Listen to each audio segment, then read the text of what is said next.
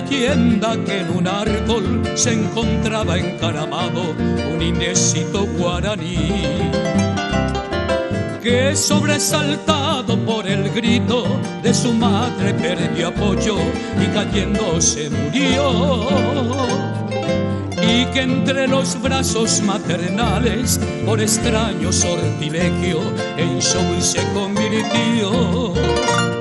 Showul, Showul, Showul, Showul cantando está, mirando acá, mirando allá, volando se alejó.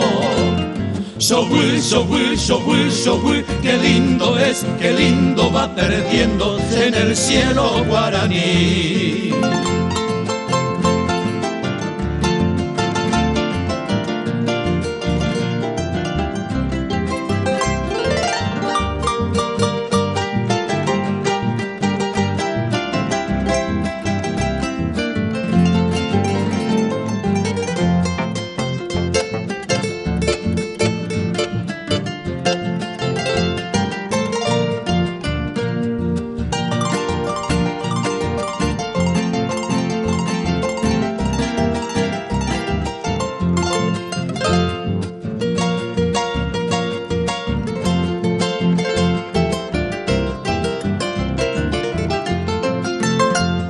Y desde aquel día se recuerda al indiecito cuando se oye como un eco al Showul.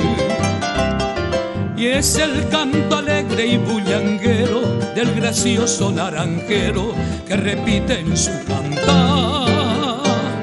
Salta y picotea las naranjas de su fruta preferida, repitiendo sin cesar. Showul, Showul, Showul, Showul cantando está, mirando acá, mirando allá, volando se alejó. Showul, Showul, Showul, Showul, qué lindo es, qué lindo va perdiendo en el cielo guaraní. En el cielo guaraní.